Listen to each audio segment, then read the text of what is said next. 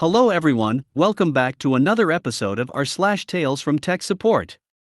In today's episode, that's not a ticker, Tim.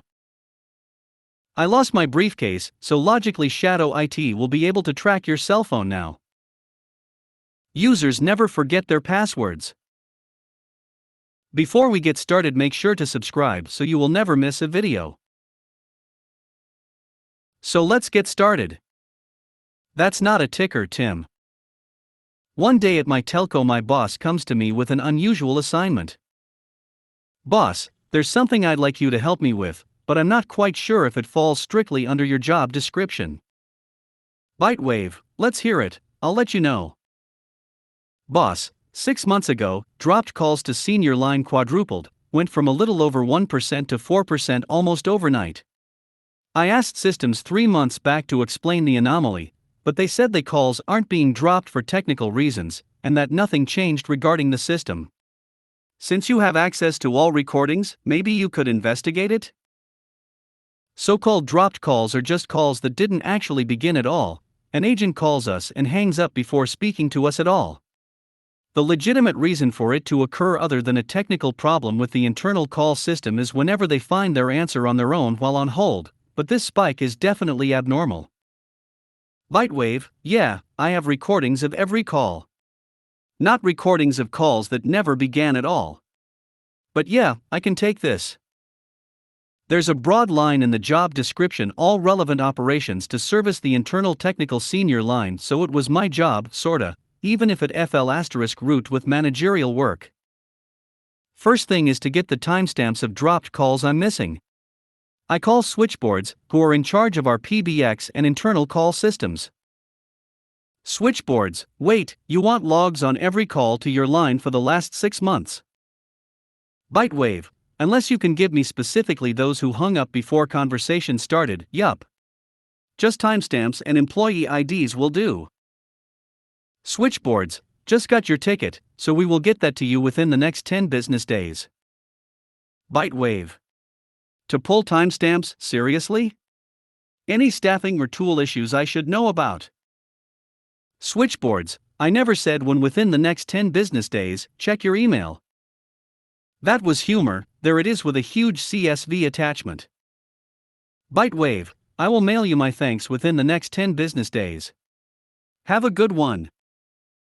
I start by looking at the shortest calls, but I'm not satisfied by the volume, there's only a few dozen that last mere seconds. Bulk of them are obviously lasting longer, a pretty sure sign that this isn't a technical issue. Then I get an idea, I export my own recording tools logs to CSV, specifically just the timestamps by date, reduce the logs I got to the same and compare the two. All the missing lines in CSV are the dropped calls. There's a lot, and they're all at least a few minutes long, which is weird because the wait times are usually instantaneous on our line. Now the fun part, tracking who is making them in such bulk. It takes a bit to paint a clear picture, but it's increasingly obvious. The crushing bulk of the dropped calls, accounting for the entire increase, come from a specific call center, our main subcontractors. This isn't just a few people, it looks like we have dropped calls from dozens of them, and upon closer inspection, the calls all occur when we're particularly busy, enough to be worth it to call and hang up to take a short break that won't show up as too odd in your call statistics. But how would they know when to hang up to avoid getting caught? Sure, there's tickers with calls waiting, but it's pretty hard to gauge your position in the queue. You'd be bound to get caught regularly unless you came up with creative reasons to call. Unless something changed over there 6 months ago. Time to call their bat phone. Bytewave from senior staff. I'd like to know about your ticker system over there, specifically any changes that might have occurred around mid-June earlier this year? Tim, hey, this is Tim, floor manager right now. Ticker? Why? Bytewave. Quality assurance purposes. He doesn't get my life story until I get my info. Tim, we only had one ticker, it wasn't really working out for a call center this big, so we put up extra displays around June, yeah. What's it to do with QA? Bytewave, lots of problematic calls from your center ever since. I need more information on these new tickers. Are they all exactly like the one you had before? Tim hesitates and puts me on hold for a minute, not exactly inspiring great trust. Once he gets back, I ask again. Bytewave, actually, if you could take a cell phone pic of one of the new tickers and send it to me, that would be best. He seems a bit reluctant, but does it still. Bytewave, that's not a ticker, Tim. That's a large TV connected to a computer running management's live call monitoring software. Tim, yeah? We had the TVs on hand, so it was the most cost-effective solution, like you can see it has all the calls waiting in big bold at the top. Bytewave, that it does. And the live details about every queue and the employee numbers on hold right underneath. Anyone who can see this knows their exact position in the queue. Tim. So. Bytewave, so we have an inordinate amount of dropped calls coming from your floor since June. People are looking at this, and whenever we have calls waiting, they're calling us and know exactly when to hang up once they're next in queue. Tim, if that's so, we won't let that go unpunished. That's absolutely unacceptable. Bytewave, yes, it is. The problem is that from what I'm seeing, it's a bulk problem. Thank you for helping me figure this out. I'll let the contractor quality director figure out the details. I swiftly hang up, knowing the amount of dread that oxymoronic title inspires in every subcontractor manager's heart. Clearly someone over there got this idea and spread it far and wide, because from my logs this is happening all the time, every time there's as much as 3 calls waiting on our line. I rank my diff file by employee number, and pull up anyone who shows up at least 10 times, to account for legitimate hang-ups. That's 36 employees. 20 times? 30 employees. Clearly done on purpose. I make a neat list of employee numbers with the diff file as evidence, and off to my boss and the CQD it goes with an explanation and the picture of the new tickers. Couple minutes later, I already got an on it reply from the CQD, and I can hear my boss cursing. I give him an half smile. Boss, well, excellent work. So, I hear you like to get subcontractors in trouble. Today was a good day, huh? Our dropped calls were back to 1% within a few weeks. I lost my briefcase, so logically Shadow IT will be able to track your cell phone now. This was in the early days of Shadow IT, when my old boss Judith first procured the hardware. My term filling in as union rep was just over, and I was in a transition period where I still attended some meetings to brief the new people we had elected on the various matters I worked on. One day I'm at the union's office, with my nice leather briefcase containing quite a bit of sensitive union stuff that I wanted to hand over. Also within, my cell phone and my pager. It was before the era of commonplace tracking apps. It has a sturdy double lock, nothing extraordinarily secure though. My meeting is immediately followed by one where the VP was receiving a few people from HR to discuss current issues. He asks if I'm done with the room. I was, and since I'm still in the thick of it and worked with these guys recently, he asks me if I don't mind sitting in this one too. That'd we go to lunch afterwards and deal with the paperwork in the afternoon. All sits well with me. Meeting and free lunch goes well, socialize a bit, discuss some dossiers. It's only early in the afternoon back at Union HQ that I start looking for my briefcase. The HR folks are long gone. Oh, it's not anywhere around. I didn't bring it with me to lunch. No, I didn't. Bytewave, guys, anyone seen my briefcase? Dark burgundy leather, big locks, looks like it carries the nuclear launch codes? A round of no's. Now I'm really worried that one of the 4 HR guys left with it, accidentally, or who knows, maybe not. Slight paranoia as I think about what's in it. Grievance arbitration strategies and such, some medical files, nothing we want HR to have. I call the phone and the pager, can't hear either. After a thorough search, I decide to return to the office to mull my options. The cell phone and pager in there are traceable in theory. But only internal security have the tool, and they're only supposed to use it given a police warrant. I want it tracked faster than this. Besides, it's not like I'm sure enough to report a theft and get police involved.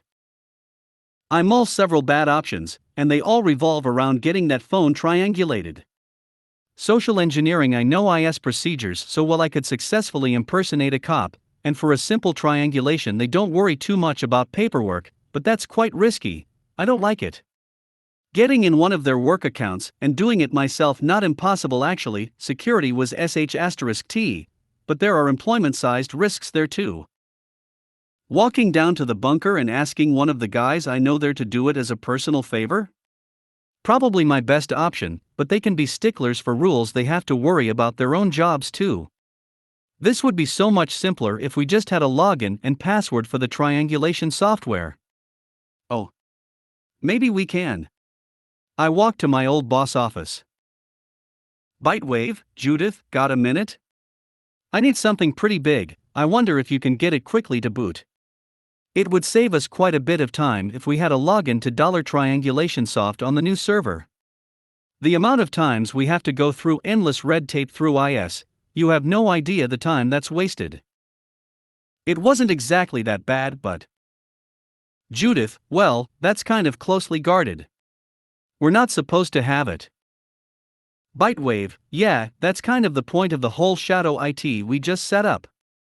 We're going to need tools we're not supposed to have so that this place can run a little better. And right now I actually have something I'd like triangulated stat. Judith, I know I could trust you to use it wisely, but give me a solid use case example. Assuming I can get my hands on that at all. What's it you got today that can't go through the normal process? Bytewave, I was at my last union/HR meeting this morning, a pricey suitcase with a phone and it was lost, sensitive data inside. I don't want the two sides at odds about the possibility it might have been intentionally misplaced. We don't want police involved. That's just one example though. I'm sure it would be useful in operations on a weekly basis or so. Okay, I carefully worded it to sound like it might well be one of HR's guys who might have lost his briefcase, with corporate paperwork inside rather than my own, but I didn't outright lie. I tell myself what I must to sleep at night. Winky face. But I knew it would be useful in the future regardless. Judith, I see. I'll work my magic, but I can't promise anything. As I leave, I'm already thinking about Plan B, asking IS on the D/L. I'm looking up who's working right now. Worrying about who has their hands on my stuff. But I keep calm and wait. Just as I finally decide to go downstairs to the bunker, my boss comes out of her office with a little half smile and slips a piece of paper on my desk. The scribbled note smells like victory. IS 00048TRN/SCUD99. I give her a discreet but well-earned thumbs up. As much as I love my current boss too, God was she abnormally efficient at getting anything quickly and off books. It's a web-based tool, and I know how to access it from the intranet. All I needed was this login. A minute later, I'm triangulating away from our brand new server, the software being intuitive enough. Interpreting the results is a bit trickier. It takes me a couple minutes until... Oh, you've got to be kidding me. My stress level goes down substantially while shame goes up several notches. Nobody ever knew where my briefcase had been, just that I got it back somehow. Now I'm just posting it on the internet. As I enter the restaurant, I take a deep breath and smile to the butler. The scenario that I had immediately dismissed, no, I didn't bring it to lunch, proved inaccurate. Butler, sir. I remember you, we were expecting you, please, this way. We kept it safe in here. I heard it ring, but it could not be opened to answer. He says apologetically as he hands me the prize back. I thank him warmly, leave him a tip, and get back to the union office to rid myself of the paperwork. It's past business hours now, but as I expected, the executive are still all there. Their work hours aren't pretty. Once I left, I was no longer in possession of anything union sensitive. But we've been unofficially able to track cell phones ever since. Shadow IT knows where you are. All of Bytewave's tales on TFTS. Users never forget their passwords. This is about a ticket I got at 9 a.m. this morning. I work for a healthcare provider, and we use a number of government websites. A manager puts in a ticket saying they're unable to log into a website and are adamant the firewall is blocking them. I log on to the user's computer, they get to the login screen and it throws up an incorrect password error. The user tries multiple times until they lock themselves out of the account. I walk them through how to unlock the account through the website, and then hit Forgot Password. The website says the user cannot change their password because it was just changed within the last 24 hours. Me, oh, did you change your password within the last 24 hours for this site? User, no, I changed it yesterday. Me, okay, let me clear your saved password for the website and see if we can log in. I go through the browser's settings and clear the saved password. The user then tries to log in, saving the password back to Chrome and gets the same incorrect password error. Me, well, we can't reset the password until tomorrow, so you'll have to wait until tomorrow to log in. User, I know I'm typing the password correctly, I just set it yesterday. I called the support line and they said it has to be our firewall or the browser that's blocking it. I then connect the user's computer to a public Wi-Fi that's not connected to our firewall, and have them try it again, and same incorrect password error. User, well, the site support, closed the ticket on me because they said it has to be our firewall. Me, well, I just tried it on a completely different network and we got the same error, so. User, I'm just going to log in on my personal computer from home. Me, okay, please let me know if you're able to log in so I can update the ticket. Have a great day.